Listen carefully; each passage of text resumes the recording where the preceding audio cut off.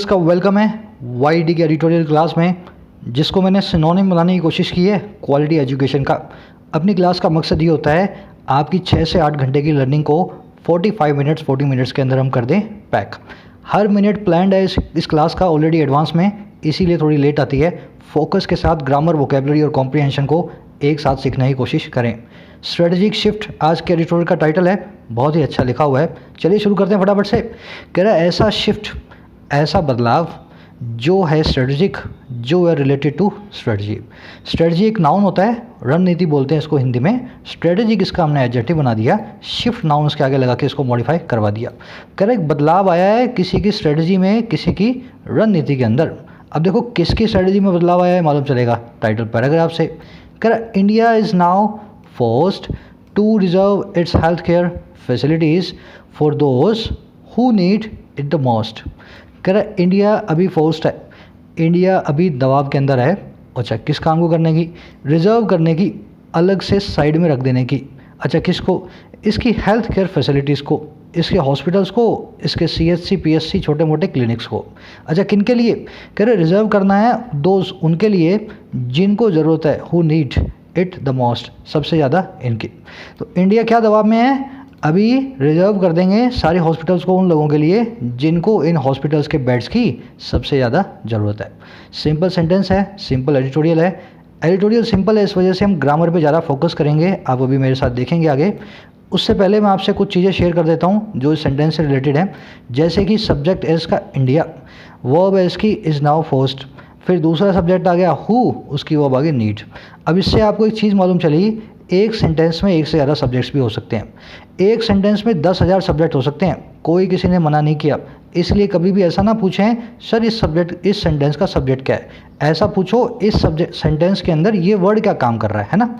इस सेंटेंस में 2 सब्जेक्ट है तो मतलब इस सेंटेंस के अंदर 2 क्लोजेज हैं, क्लोज 2 हैं।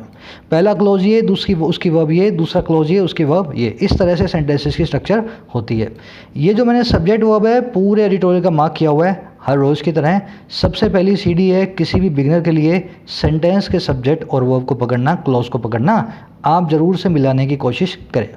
दूसरी चीज़, हाँ, जो लोग नए हैं चैनल पे नहीं जानते हैं कि सर इसके बाद क्या करना एडिटोरियल के, आपको करना ये है इस एडिटोरियल को खुद से पढ़ने की कोशिश करनी है।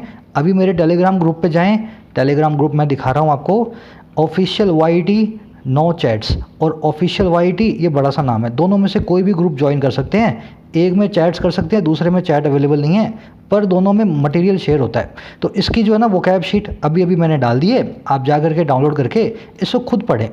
आपको खुद पढ़ना है, उसके बाद इस वीडियो को जो है आपको चला करके देखना है अगर आपको बेहतर बनना है तो। इसके साथ ग्रामर को आपको खुद एक स्टैंडर्ड बुक से पढ़ना है। अगर आप बुक पढ़ने में थोड़ा डिफ़िकल्टी फील करते हैं, चैनल पे जाकर के ग्रामर प्लेलिस्ट रखी है, शुरुआत से ग्रामर को पढ़ सकते हैं। ये देखिए प्लेलिस्ट है total English grammar bye YT। इस प्लेलिस्ट में 13 वीडियोस हैं, शुरू से थोड़ी थोड़ी ग्रामर को पढ़ना शुरू करें, यही मैं आप सभी को सजेस्ट करूँगा। चलिए एक समरी दे दूँ छोटी सी। समरी ये है, अभी तक आपने वीडियोस देखी होंगी, लोग जो क्वारंटीन फैसिलिटी में जाने के लिए मना करते थे, पुलिस वाले उनको मार मार के ले जा रहे थे। अभी अचानक से नया बदलाव आ गया है, हेल्थ मिनिस्ट्री का एक नया ऑर्डर आया है। उस ऑर्डर में ये बोला उन्होंने, अब से जो लोगों को कम सिम्टम्स हैं या जो लोग सिम्टोमेटिक नहीं है, एसिम्टोमेटिक है ना, कोरोना है पर बावजूद उसके उनके सिम्टम्स नहीं आए हैं, उन लोगों को हेल्थ केयर फैसिलिटीज़ के अंदर नहीं किया जाएगा क्वारंटीन। उनको उनके घर में क्वारंटीन करेंगे और एक आदमी उनकी रिपोर्ट लेता रहेगा हर रोज़। इसका करने का मतलब क्या है? स्ट्रेटेजिक शिफ्ट का मतलब ये है अब इंडिया के हेल्थ केयर फैसिलिटीज़ जो है ना और इसके जो डॉक्टर्स हैं उस पर बड़ा दबाव आ रहा है, बड़ा प्रेशर आ रहा है। तो इन्होंने अपनी स्ट्रेटजी चेंज कर दी है। सिर्फ उन्हीं लोगों को हॉस्पिटल के बेड्स मिलेंगे जिनको ज़रूरत है वास्तव में डॉक्टर्स और नर्सिस की, ताकि डॉक्टर्स और नर्सिस को भी इन्फेक्शन ज़्यादा ना हो और जो है ज़्यादा अपने हेल्थ केयर रिसोर्सेज के ऊपर दबाव ना पड़े। तो अपना एडिटोरियल आज रिपोर्टिंग टोन है, साथ में थोड़ा अनसर्टेन है। लास्ट में इसने बताया है कि अभी ये शिफ्ट तो आ गया है पर इसके साथ कुछ हालात बताएगा कैसे ख़राब हो रहे हैं। तो कह रहे अब ये मालूम चलेगा थोड़े दिनों के बाद कि कैसे हालात होते हैं, ये शिफ्ट कितना काम आता है ना। टोन होगी इसकी रिपोर्टिंग टोन, जो जैसा दिया है वैसा रिपोर्ट कर रहा है, कोई कंक्लूजन अपना नहीं निकाल रहा है। लास्ट में थोड़ी सी अनसर्टेनिटी दिखा रहा है फ्यूचर के लिए, तो इसकी टोन के अंदर अनसर्टेनिटी भी आप रखेंगे। शुरू करें। समरी को कोशिश करें 6 to 8 सेंटेंसेस के अंदर डालने की, कमेंट सेक्शन के अंदर कोशिश करेंगे, लिखेंगे तो ही बेहतर बनेंगे, ये चीज़ हमेशा याद रखें।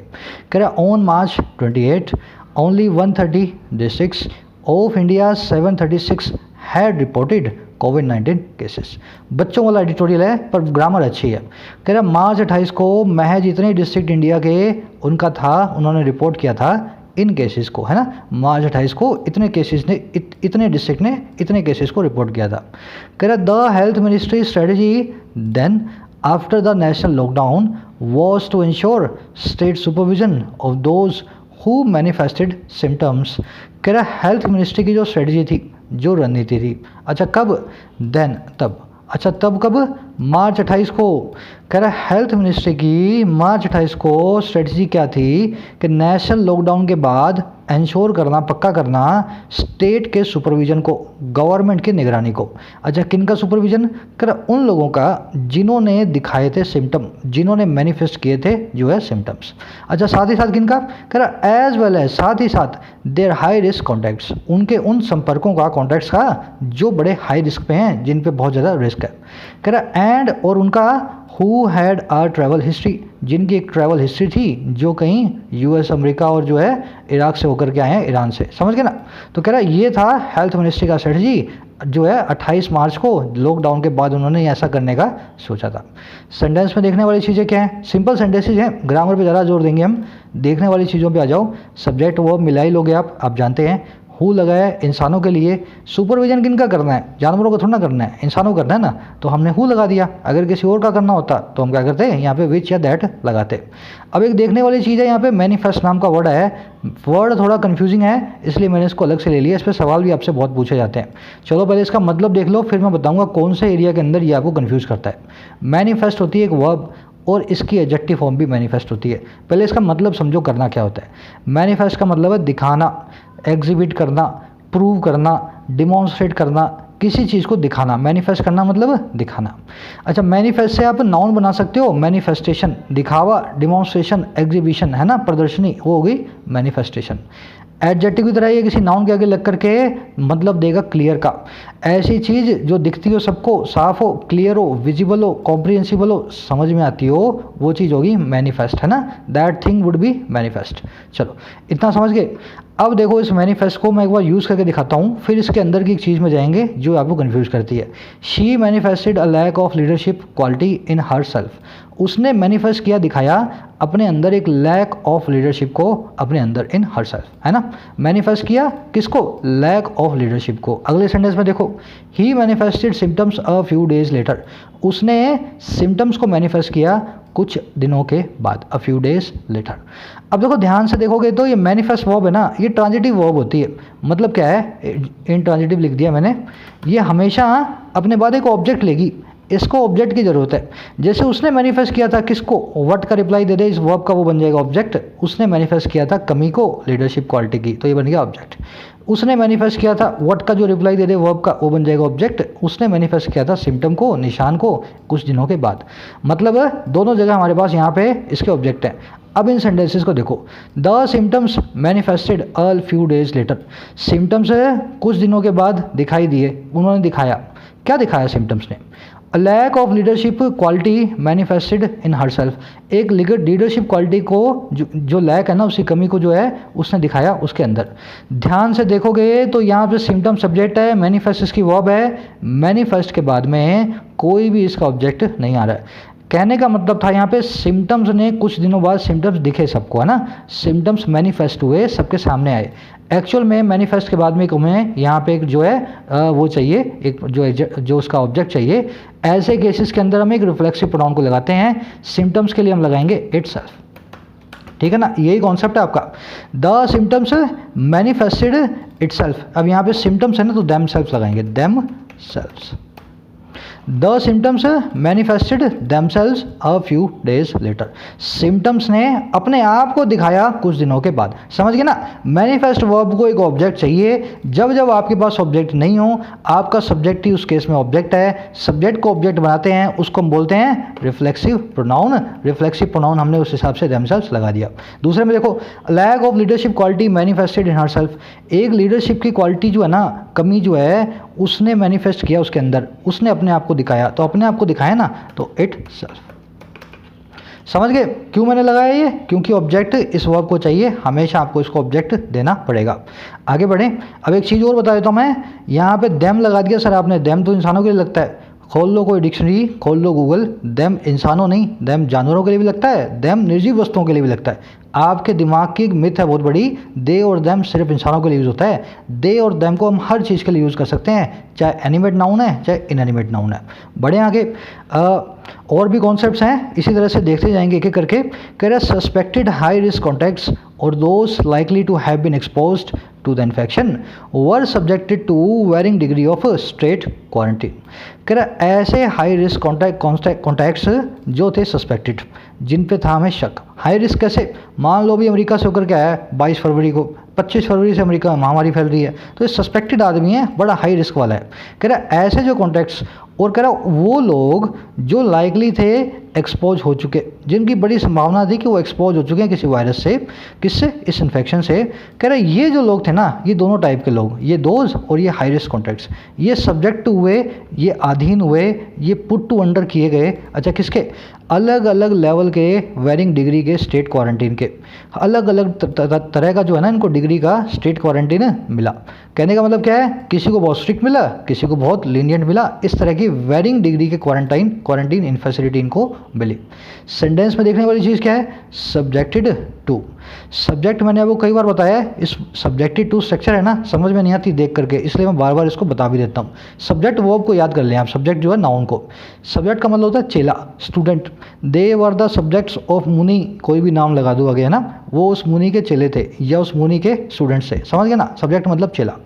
अगर सब्जेक्ट टू कर रहे हैं ना, हम कर रहे हैं किसी चीज़ को चेला बना रहे हैं दूसरी चीज़ का, किसी चीज़ को दूसरी चीज़ के नीचे रख रहे हैं, अधीन कर रहे हैं। अब देखो कैसे। The surgery subjected him to severe pain. Surgery ने उसको चेला बना दिया, सर्जरी ने उसको अधीन कर दिया, सर्जरी ने उसके ऊपर डाल दिया सीवियर पेन, बहुत बुरा पेन। समझ रहे मेरी बात को? सीवियर पेन से गुजरना पड़ा उसको सर्जरी के कारण, इसलिए surgery subjected him to severe pain. और देखो, the divorce subjected her to social stigma. Divorce ने उसको अधीन कर दिया, डिवोर्स ने उस पर मजबूर कर दिया, उसको सब्जेक्ट टू कर दिया सोशल स्टिग्मा के लिए। सोशल स्टिग्मा से उसको गुजरना पड़ा डिवोर्स के कारण। समझ गए ना? सब्जेक्ट टू का मतलब ये होता है आप किस चीज़ से गुजरते हो, किस चीज़ के अधीन होते हो। ध्यान देना, अगर इसी सेंटेंस का मैं पैसिव बना दूं तो बीच में से जिसको सब्जेक्ट टू किया है ना, वो बीच में से निकल जाएगा। ध्यान देखो, he was subjected to severe pain by the surgery, she was subjected to social stigma by the divorce, है ना। इन केसेस के अंदर सब्जेक्ट और टू के बीच में आपको इंसान लिखने की जरूरत नहीं है जिसको सब्जेक्ट टू किया गया, क्योंकि वो आपका सब्जेक्ट बन गया पैसिव के अंदर, है ना। तो ये लोगों को इसलिए सब्जेक्ट टू किया गया था, वर सब्जेक्टेड टू है क्योंकि पैसिव वॉइस बना हुआ है। बढ़े आगे, सब्जेक्ट टू स्ट्रक्चर को नोट करें, इसी तरह से आएगी और यही इसका मतलब होता है, और कोई मतलब नहीं है इसका। कह रहे those not showing science of the disease or mild manifestations were put in care centers and those noticeably sicker in hospitals। कह रहा वो लोग जो कि नहीं शो कर रहे थे साइंस को, बीमारी के, और शो कर रहे थे किसको? माइल्ड मैनिफेस्टेशंस को। मैनिफेस्टेशन आपको बताया ना मैंने, मैनिफेस्ट का नाउन फॉर्म, मैनिफेस्टेशन मतलब एग्जीबिशन, डिमॉन्स्ट्रेशन। कह रहे जो लोग या तो शो नहीं कर रहे थे डिजीज़ के साइन, या दिखा रहे थे माइल्ड से मैनिफेस्टेशन, बिल्कुल कम माइल्ड सा जो है वो डिमॉन्स्ट्रेट कर रहे थे। कह रहा वो लोग जो है ना वर पुट, वो पुट किए गए, रखे गए, और कहाँ पे? केयर सेंटर्स में। कह रहा और and those noticeably sicker in hospitals, जो जानबूझ करके, नोटिसबली मतलब जिसका नोटिस लिया जा सके, सामने से आपको पता लगे। कह रहा वो लोग जो नोटिस किए जाने के तौर पे सिक थे, बहुत बीमार थे, नोटिस कर सकते थे उनको डाला गया हॉस्पिटल्स के अंदर। समझ गए सेंटेंस को? कह रहे ये वाले लोग तो यहाँ रखे गए और ये वाले लोग यहाँ रखे गए। सेंटेंस पे देखने वाली चीज़ क्या है? ये दोज मैंने आपको सब्जेक्ट बताया, पर इसकी कोई वर्ब नहीं आ रही, ये मैंने काला कर दिया है, इसको भी मैं नीला कर देता हूँ। ये दो सब्जेक्ट आया, इसकी कोई वर्ब नहीं आ रही। क्यों नहीं आ रही वर्ब इसकी? इसलिए नहीं आ रही क्योंकि इसके वर्ब पहले आ चुकी है। ये इन हॉस्पिटल्स के आगे वर्ब पुट लगाना था, इसने दूसरी बार लगाने से मना कर दिया। कह रहे those were put in care centres and those, अब वर पुट यहाँ नहीं लिखा इसने, इन हॉस्पिटल्स। तो ये क्या कहते हैं हम? रिडंडेंसी का ये हमारे पास जो है ना प्रिंसिपल है, जो ये कहता है एक वर्ड को आपको कम से कम इस्तेमाल में लेना है। अगर आप एंड कंजंक्शन लगा करके उसकी फिर से रेपिटेशन हो रहा है तो आप उसको छोड़ सकते हैं, ठीक है ना। तो उसकी वर्ब है, पर वर्ब यहाँ पे हिडन है, वर पुट। अच्छा, यहाँ पे दोस्त की जगह दैट होता तब क्या करते? सोचो ज़रा, यहाँ पॉज करो वीडियो को। अगर दोस्त की जगह यहाँ पे दैट होता तब क्या करते? चलो, अगर यहाँ पे दैट पर्सन होता, दैट मैन होता, तो यहाँ पे मुझे वॉज पुट लिखना होता, तब ये वर्ब पुट काम ना करता। उस केस में मुझे वर्ब पुट यहाँ पे डालना पड़ता। तो एरर ऑफ रिडंडेंसी ये नहीं कहती, प्रिंसिपल ऑफ रिडंडेंसी ये नहीं कहता कि आप जो है किसी को भी निकाल दो। अगर अलग आ रहा है ना तो उसको निकाल नहीं सकते, फिर आपको रखना पड़ेगा अगर आपके पास कोई ऐसी चीज़ आ रही है जो डिफरेंट है। आगे बढ़े। कह the idea always was that if the sick and their contacts were segregated from the community long enough, the transmission chain would be broken and the disease extinguished। कह रहा आइडिया जो था ना, जो विचार था, जो नोशन था, वो हमेशा ये रहा है, was, वो क्या था कि अगर सिक और उनके संपर्क में आने वाले लोगों को, बीमार और उनके संबंधियों, रिलेशनशिप वालों को सेग्रीगेट किया जाए, उनको अलग कर दिया जाए, किससे? कम्युनिटी से, समाज से। और कब तक? लॉन्ग इनफ, लंबे वक्त तक, है ना, इतने लंबे वक्त तक कि कितने लंबे वक्त तक कि जो ट्रांसमिशन चेन है ना वो वुड बी ब्रोकन, वो जाएगी टूट, और जो डिजीज़ है वो हो जाएगी ख़त्म। सेंटेंस सिंपल है। अब पीछे इसी ग्रामर में चलते हैं। सबसे पहली चीज़ वोकैबुलरी देखते हैं। सेग्रीगेट करना क्या होता है? किसी को अलग करना, सेपरेट करना। सेग्रीगेट करने का वैसे मैं आपको जो लिटरल मीनिंग है ना वो बताता हूँ। आपके पास 5 तरह की चीज़ें पड़ी हैं, हर तरह की चीज़ें 10-10, 15-15 हैं, एक ढेर के अंदर पड़ी हैं, समझ गए ना। 5 पेन है, 10 पेंसिल है, 15 पेपर हैं, और 20 जो है रबड़ है, 10-15 इरेजर्स हैं, समझ गए। आपको क्या बोला किसी ने? ये स्टेशनरी को अलग अलग कर दो। अब कैसे अलग अलग करोगे? एक पेन वहाँ, एक पेन वहाँ, ऐसे थोड़ा ना करोगे। उसने बोला आपको सेग्रीगेट कर दो। सेग्रीगेट करने का मतलब क्या है? अलग अलग कैटेगरी के लोगों को अलग अलग बांट दो, समझ गए ना। पेन एक तरफ रख दो, पेंसिल एक तरफ रख दो, रबड़ से एक तरफ रख दो, शॉर्पनर से एक तरफ रख दो। तो ये होता है सेग्रीगेशन।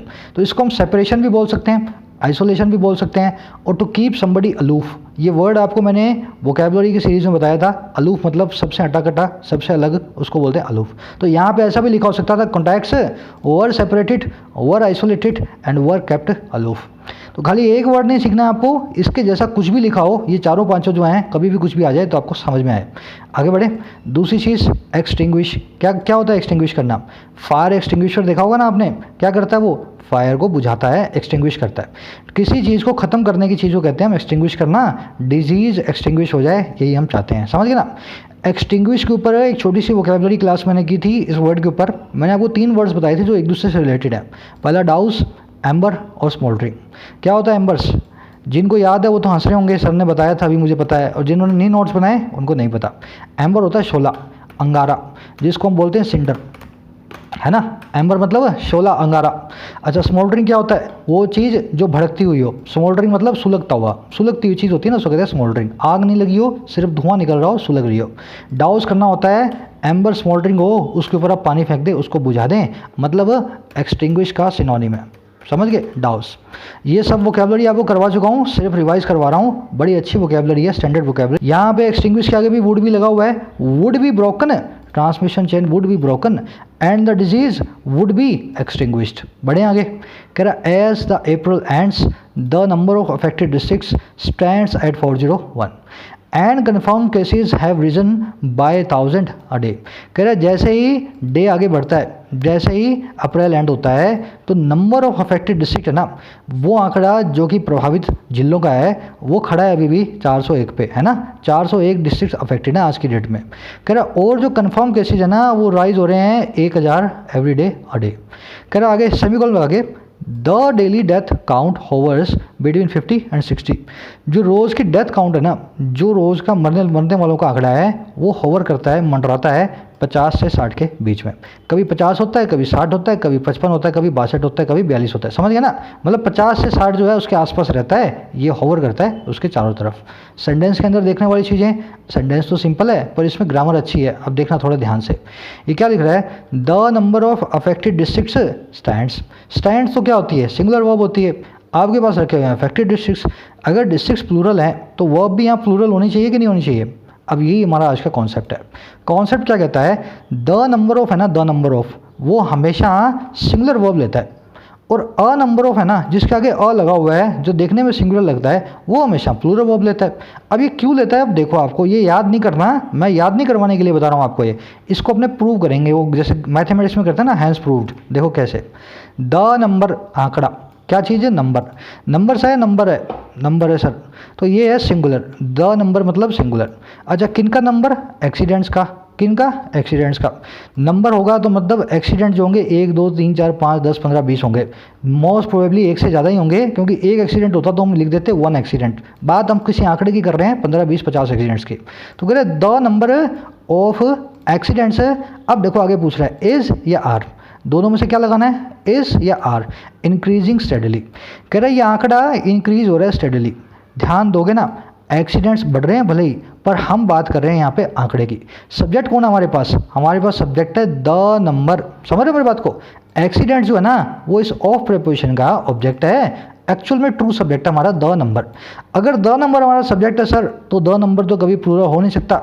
अगर ये नंबर्स होता तो मैं प्लूरल मान लेता, पर यहाँ पे प्लूरल नहीं है, सिंगुलर है, तो मेरे पास यहाँ वर्ब क्या लगेगी? इज लगेगी। समझिए क्यों लगेगी इज? क्योंकि ये द नंबर हमेशा सिंगुलर होता है। अब इससे निकल कर क्या आया? द नंबर के बाद में ऑफ लगेगा तो हमेशा प्लूरल नाउन ही आएगा, है ना। द नंबर ऑफ एक्सीडेंट नहीं लिख सकते आप, द नंबर ऑफ एक्सीडेंट से आएगा, है ना, क्योंकि इंक्रीज हो रहा है तो 2 3 4 5 10 हो रहे हैं, तो एक्सीडेंट अकेला तो एक है नहीं, तो इसके बाद हमेशा प्लूरल आएगा नाउन, और वर्ब यूज़ करोगे ना 2 नंबर के साथ तो वो आएगी सिंगुलर, क्योंकि हमारा ट्रू सब्जेक्ट वो है द नंबर, ना कि एक्सीडेंट्स। चलो अगला देखते हैं, अ नंबर ऑफ को देखते हैं।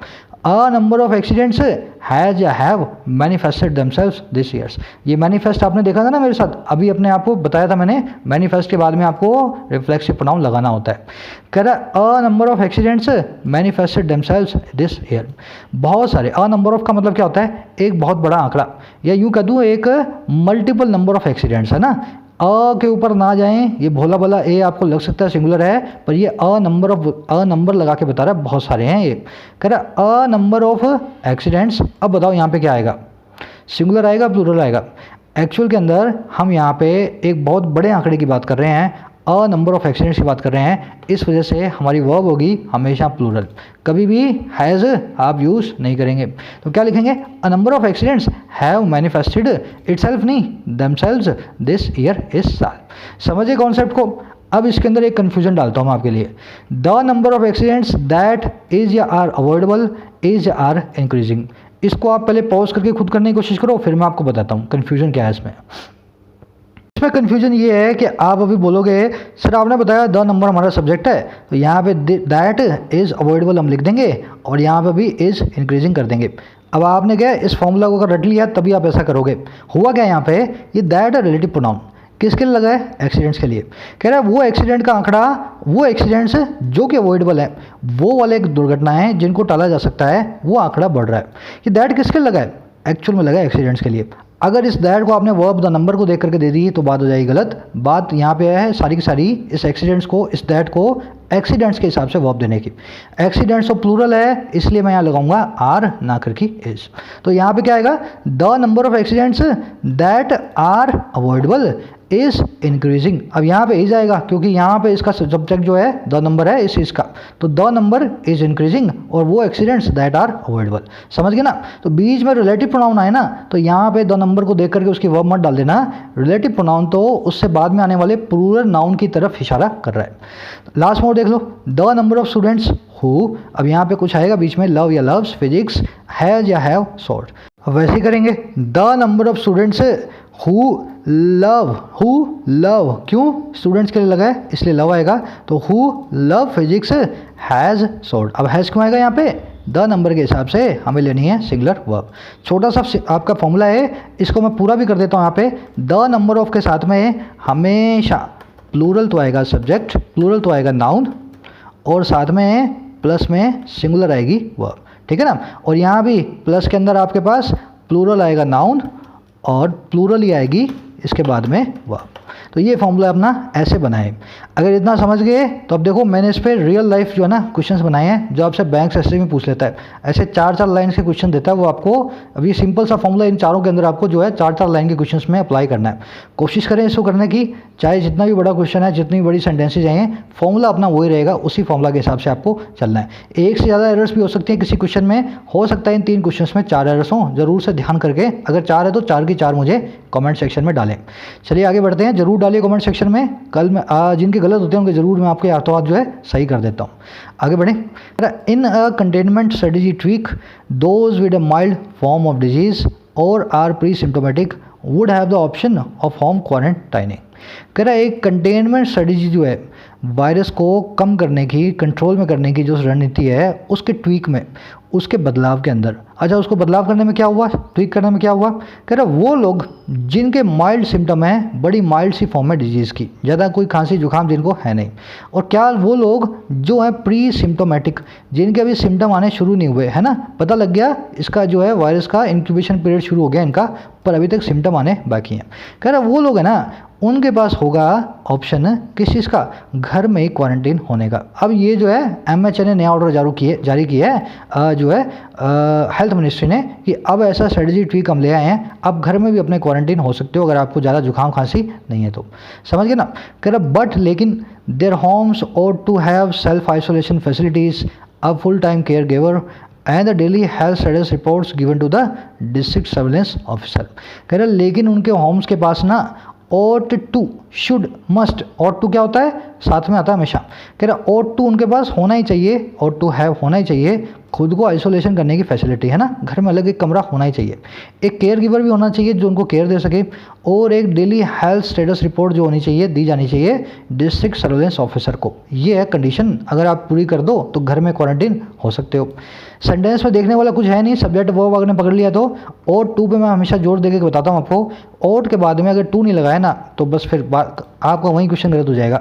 ओट ऐसी मॉडल वर्ब है जो अकेली नहीं आती कभी भी, ओट टू आती है हमेशा, ओट के बाद में टू जरूर लगता है। बढ़े आगे, कह रहा है the health ministry has not explained what prompted this relative relaxation.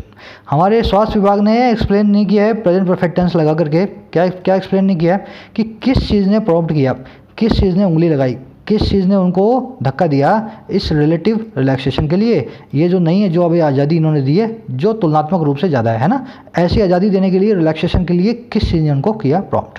Prompt तो आप समझते हैं ना, किसी को उंगली लगा के, किसी को छड़ी लगाना, किसी से कोई काम करवाना, ट्रिगर करना, कोज करना, इंसाइट करना, इंस्टिगेट करना, एनकरेज करना, ये सारे सिनोनिम्स इसके हम जो है देख चुके हैं एक एक करके।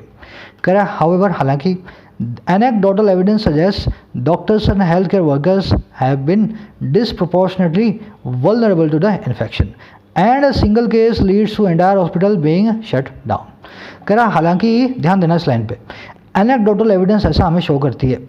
एनेक्डोटल मतलब है हमारी एक्सपीरियंस से रिलेटेड, जो चीज़ हमने पूरी स्टडी लैब के अंदर नहीं की है, सिर्फ और सिर्फ हमारा एक्सपीरियंस हमको बताता है।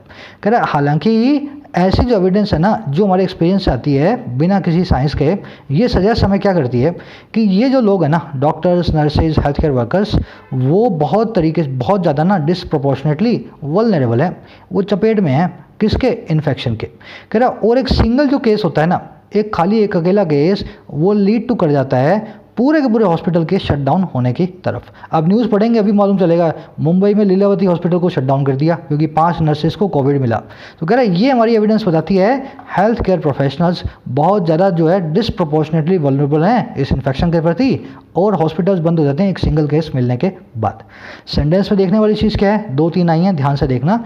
एनेक्डोटल वर्ड को मैंने आपको तसल्ली से बताया हुआ वोकैबुलरी वीडियोस के अंदर, अगर आपको याद हो तो मैंने आपको ऐसा बताया था ना, सुनी सुनाई बात होती है, सिर्फ आपने अनसाइंटिफिकली वे के अंदर सुनी होती है ना, और किसी को आप आगे जाकर के बताते हो, वो एनेक्डोटल बात होती है ना, पक्की नहीं होती, किसी लेबोरेटरी से नहीं आई होती, सिर्फ आपने कहीं से सुनी होती है और आप किसी को बता देते हो। अच्छा, दूसरी चीज़, हाँ, डिसप्रोपोर्शनेलिटी का मतलब क्या होता है, प्रोपोर्शन होता है हिस्सा, प्रोपोर्शन मतलब हिस्सा, रेशियो प्रोपोर्शन पढ़ते हो ना, डिस लगा उसके मतलब इनका प्रोपोर्शन डिश है, किसी को 10% चांस है, इनको 90% चांस है, इसलिए इनका डिसप्रोपोर्शनेटली लार्ज है, वल्नरेबल है, वल्नरेबिलिटी डिसप्रोपोर्शनेटली ह्यूज है इनकी। तीसरी चीज़, ये बीइंग क्यों लगा यहाँ पे, entire hospitals being shut down, ये कैसी स्ट्रक्चर है। देखो ये स्ट्रक्चर कुछ खास नहीं है, पर कुछ लोगों के दिमाग में बहुत फितूर है कि ये स्ट्रक्चर क्या होती है ना। आज मैं कोशिश करूंगा एक बार में 5 मिनट 2 मिनट के अंदर आपको समझ में आ जाए। ये कुछ नया नहीं है, जो आपने मेरे साथ पढ़ा है ना उसी में से निकाल करके आपको बता रहा हूँ। देखो लीड है ना, वो बाद में हमेशा टू प्रपोजिशन लेती है। लीड टू कहने का मतलब क्या है कि टू इन्फिनेटिव का पार्ट नहीं है, इसके बाद में एक प्रपोजिशन का ऑब्जेक्ट चाहिए जो नाउन, प्रोनाउन या जेरेंड होता है। तो लीड टू के बाद में आप कभी वर्ब नहीं लगाते। लीड टू स्विम नहीं होता, लीड टू स्विमिंग होता है। लीड टू कोई भी चीज़ लगाओगे तो आप जो है वर्ब की आईएनजी फॉर्म लगाओगे या फिर लिखोगे नाउन। जैसे hospitals are shutting down, are being shut down, ये आपने जो है ना पैसिव वॉइस अगर बड़ी हो तो इतना सेंटेंस आप जानते हो। Hospitals are being shut down, hospitals बंद हो रहे हैं, है ना। अगर मैं इससे सेंटेंस बनाना चाहूँ ऐसा, it leads to the fact that hospitals are being shut down. ये लीड टू करता है इस फैक्ट की तरफ कि हॉस्पिटल्स हो रहे हैं बंद। समझ रहे मेरी बात को? ये सेंटेंस आपको पहले समझ में आना चाहिए। हमारी पहली कंडीशन ये है, अगर आपको स्ट्रक्चर को समझना है तो। सिंपल सेंटेंस है, it leads to the fact, fact बन गया इस लीड के टू का प्रपोजिशन का ऑब्जेक्ट, दैट कंजंक्शन लग गई, कंजंक्शन के बाद में hospitals are being shut down, जो कि मैंने यहाँ से उठा लिया है ना, एक नया क्लॉज। इतना समझ गया आप? अगर मैं इसमें से इसको निकाल दूँ, इट लीड्स टू, इसको निकाल दूँ, इतना निकाल दूँ और इस आर को निकाल दूँ, ठीक है ना, तो क्या बन जाएगा, it leads to hospitals being shut down. अब इस टू को प्रपोजिशन को ऑब्जेक्ट मिला क्या? हाँ सर मिल गया। वो ऑब्जेक्ट है बीइंग नाम का जेरेंट। समझ गए मेरी बात को? It leads to hospital being shut down ऐसे बनी हुई जो है ये स्ट्रक्चर है। एक्चुअल में स्ट्रक्चर को अगर आप पूरा खोल करके देखो तो ऐसे बनती है, it leads to the fact that hospitals are being shut down. अब ये सिर्फ लीड टू पे अप्लाई नहीं होता, और भी बहुत सारी ऐसी चीज़ें हैं।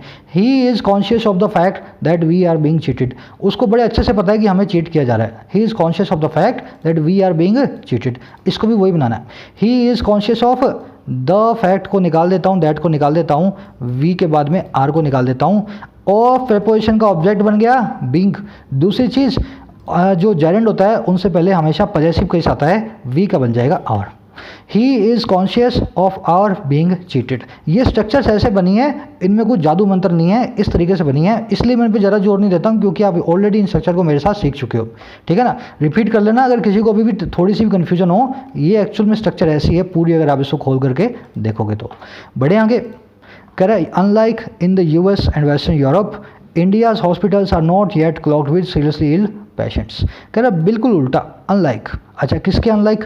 अमेरिका के और यूरोपियन कंट्री के, वेस्टर्न यूरोप के। कह रहा है इसके बिल्कुल उल्टा। अच्छा क्या? कह रहा है इंडिया के हॉस्पिटल्स है ना, वो अभी भी क्लॉग्ड विद नहीं है, अभी भी वो जो है ना पूरी तरह से जाम नहीं है। किन से? सीरियसली इल पेशेंट से, ऐसे पेशेंट जो बहुत ज़्यादा बीमार हैं। समझ गए?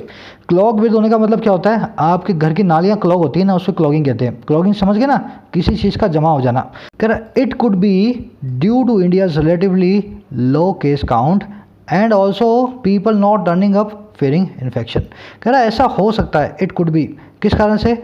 कारण से इंडिया के तुलनात्मक रूप से रिलेटिवली कम केस काउंट के, और किस कारण से? कैसा? और पीपल के टर्न अप ना होने के, फियर होने के इन्फेक्शन के। समझ गए ना? पीपल टर्न अप ही नहीं हो रहे, पीपल जो है निकल करके नहीं आ रहे इन्फेक्शन के डर के कारण, है ना, हॉस्पिटल तक पहुंच ही नहीं रहे। रिलेटिवली एक ऐसी चीज़ है, एक ऐसी एडवर्ब है जिसके बाद में कभी भी आपको जो कंपैरेटिव डिग्री यूज़ नहीं करनी होती। कभी कभी आपको ऐसे लिख करके देगा रिलेटिवली लोअर केस काउंट, ऐसा ही कंपैरेटिवली के साथ होता है ना, रिलेटिवली कंपैरेटिवली। कभी भी अपने बाद में कंपैरेटिव डिग्री नहीं लेती हैं एडजेक्टिव की। अगर कंपैरेटिव डिग्री दी हो तब क्या करना है सर? तब या तो आपको कंपैरेटिव डिग्री हटानी है, या आपको रिलेटिवली या कंपैरेटिव में से एक को बदलना है।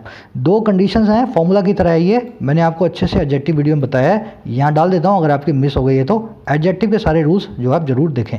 कह रहे allowing some home quarantine should could be seen as health authorities inferring that quarantining in public facilities pose more risk. कह रहे अलाउ करना होम क्वारंटीन को, घर के अंदर ही नज़रबंद होने को अलाउ करना, वो देखा जा सकता है। और कैसे देखा जा सकता है? हेल्थ अथॉरिटीज़ के इन्फर करने की तरह, हेल्थ अथॉरिटीज़ के ये कंक्लूजन निकाल लेने की तरह है। दैट वो ये क्या कि क्वारंटीन जो है ना पब्लिक फैसिलिटीज़ के अंदर, हमारे हॉस्पिटल्स में, हमारे जो है CSC PSC क्लिनिक्स में, वो क्वारंटीन जो करने का काम है वो पोज करता है बहुत सारे रिस्क को, बहुत सारे जो है जोखमों को। समझ गए ना?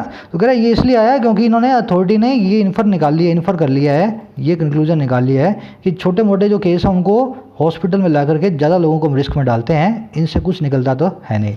इन्फर करना आप जानते हैं, बड़ा अच्छा वर्ड है, एग्जाम्स में आपसे बहुत बार आता है ये इन्फरिंग। क्या तुम infer, what can you infer from this passage, from this sentence, है ना। इन्फर नाम का वर्ड आप जो है अच्छे से रिलेट कर पाते होंगे। पोज नाम की वर्ब हमेशा risk, doubt, question, threat, query, challenge इनके साथ में यूज़ होती है। क्लोज टेस्ट की मैं आपको थोड़ी ट्रिक बता रहा हूँ, जनरली इनसे पहले आपको पोज नाम की वर्ब जो है ना डालनी होती है। चलो आगे बढ़े। कह रहे the pre symptomatics which is mild illness and asymptomatics which is no science. कह रहे जो इस प्रकार के लोग हैं ना, इस टाइप के लोग हैं जो जिनके सिम्टम्स बहुत कम हैं, माइल्ड इलनेस है या जो एसिम्टोमेटिक है, जिनके साइन सिम्टम आता ही नहीं, कह रहा डिड नॉट बेनिफिट, उनको फ़ायदा नहीं मिलता था। अच्छा कहाँ से? फ्रॉम ट्रीटमेंट, इस ट्रीटमेंट से, कह रहा and were potent virus spreaders, और वो थे वायरस को स्प्रेड करने वाले पोटेंट लोग। पोटेंट का मतलब क्या होता है? जिनमें लाइकलीनेस है, जिनमें संभावना है, जिनमें ताकत है। तो कह रहा है ट्रीटमेंट का बेनिफिट तो इन लोगों को मिलता नहीं, और लाइकली ये लोग वायरस के स्प्रेडर हैं, इनमें बहुत ताकत है वायरस को स्प्रेड करने की। कह रहा है and therefore endangered the staff and health workers, इसलिए यही वाला सब्जेक्ट, यही वाले लोग सब्जेक्ट बन के एंडेंजर करते हैं, खतरे में डालते हैं स्टाफ को भी, हेल्थ वर्कर्स को भी। इलाज तो इनका कर नहीं सकते, साथ में खतरा इनसे ज़्यादा होता है। सेंटेंस में देखने वाली चीज़ क्या है? ये जो है ना, ये वाला सब्जेक्ट, इसकी 3 वर्ब्स आई हैं। पहली वर्ब ये, दूसरी वर्ब ये, और तीसरी वर्ब क्या है? यहाँ कॉमा लग करके और देयर फॉर कंजंक्शन के साथ एंडेंजर नाम की वर्ब ये है ना। एक सब्जेक्ट 3 वर्ब्स ले रहा है अलग अलग कंजंक्शन लगा करके।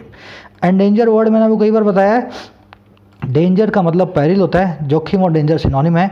डेंजर से वर्ब बनती है एंडेंजर, किसी को डेंजर में डालना, और वैसे ही पैरिल से बनेगी इम्पेरिल, किसी को खतरे में डालना, है ना। साथ साथ चलते हैं दोनों के दोनों, पैरिल और डेंजर को साथ में लेकर के चले। कह रहा they also stressed state resources in maintenance, ये लोग साथ ही साथ स्ट्रेच करते हैं, खींच देते हैं स्टेट के रिसोर्सेज को, संसाधनों को मेंटेनेंस के अंदर।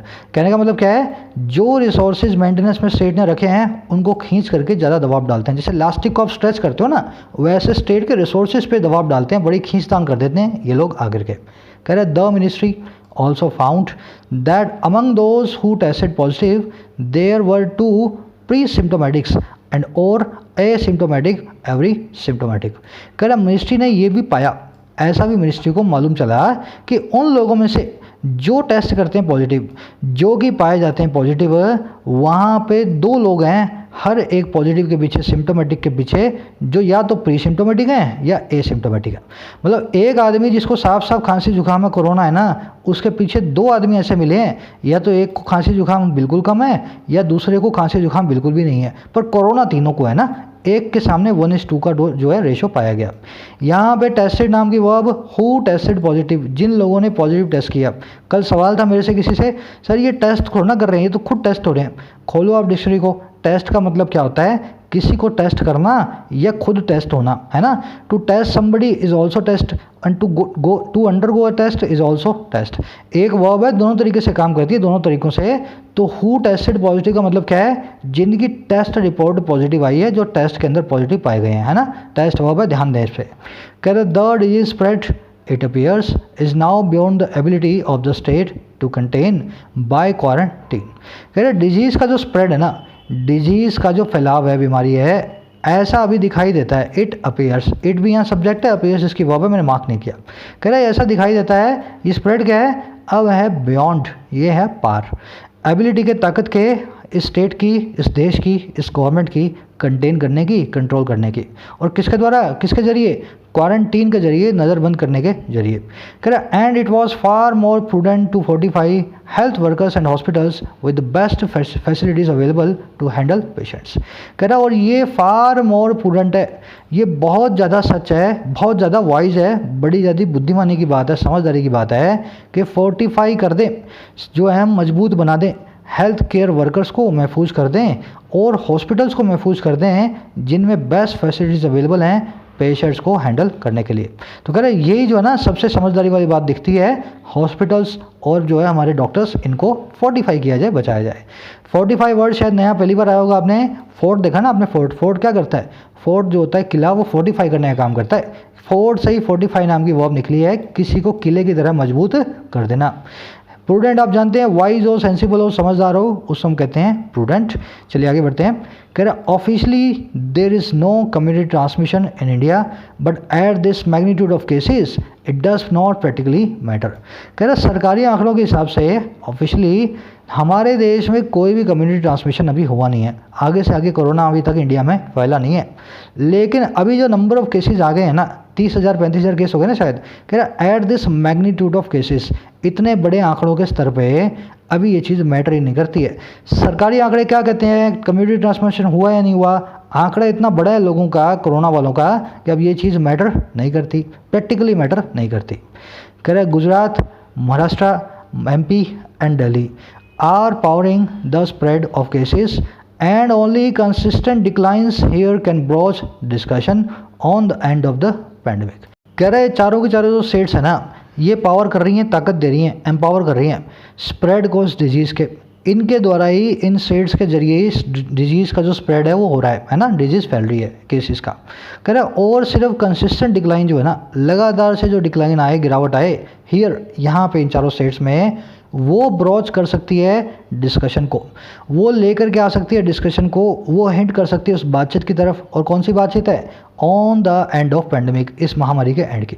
कह रहा आप भूल जाओ कम्युनिटी ट्रांसमिशन को, इन 4 स्टेट्स को आप देख लो, सारे के सारे केस यहीं से आ रहे हैं। अगर यहाँ पे कंसिस्टेंट डिक्लाइन आएगा, उसके बाद ही कोई बात आप कर पाओगे, ब्रोच कर पाओगे इस डिस्कशन को, ब्रिंग अप कर पाओगे, हिंट कर पाओगे इस बातचीत की तरफ कि महामारी कब खत्म हो गई। ब्रोच वर्ब को नोट करें, किसी चीज़ की तरफ हिंट करना या किसी पॉइंट को डिस्कशन के लिए लेकर के आना। कह रहा from a month ago India on paper is equipped with better supply channels of personal protective equipments. कह रहा 1 मंथ पहले से, अच्छा क्या हो रहा है? कह रहा इंडिया जो है ना, ऑन पेपर, कागज़ों के ऊपर वेल इक्विप्ड है, बिल्कुल अच्छे से उसके पास सारी फैसिलिटियाँ मौजूद हैं, है ना। इक्विप्ड मतलब किसी फैसिलिटी का आपके पास होना। अब देखो कौन कौन सी फैसिलिटीज़ है वो। अच्छे supply channel personal protective equipments के, ये क्या होते हैं? वो मास्क और किट्स पहनते हैं ना डॉक्टर्स, पूरे के पूरे जो हैं यूनिफॉर्म्स, वो होती हैं पर्सनल प्रोटेक्टिव इक्विपमेंट्स। कह रहा पूरी सप्लाई है इनके पास अच्छी।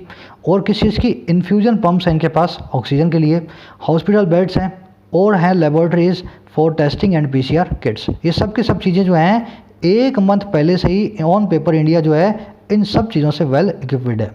इक्विप विद को आप देखें स्ट्रक्चर को, 2-3 बार बता चुका हूँ मैं। इक्विप के साथ हमेशा विद आएगा, इक्विप्ड विद लगा होगा।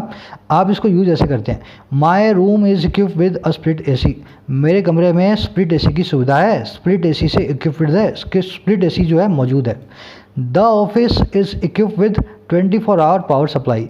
हमारा ऑफिस जो है इक्विप विद है, उसमें फैसिलिटी है 24 घंटे की पावर सप्लाई की, है ना। इक्विप विद को आप इस तरह से करते हैं यूज़। आगे बढ़ें। कह रहा if the lockdown is lifted on May 3rd, the rational behind the government's containment strategy will be put to a stringent test. कह रहा अगर लॉकडाउन को लिफ्ट किया जाता है May 3 को, 3 मई को, तो जो लॉजिक है ना सरकार की कंटेनमेंट स्ट्रेटजी के पीछे, सरकार के कंट्रोल करने की रणनीति के पीछे, वो पुट टू होगा, वो रखा जाएगा, सब्जेक्ट टू होगा एक बहुत ही हार्ड, बहुत ही डिफ़िकल्ट, बहुत ही स्ट्रिंजेंट टेस्ट से, बहुत अच्छी अग्नि परीक्षा के नीचे।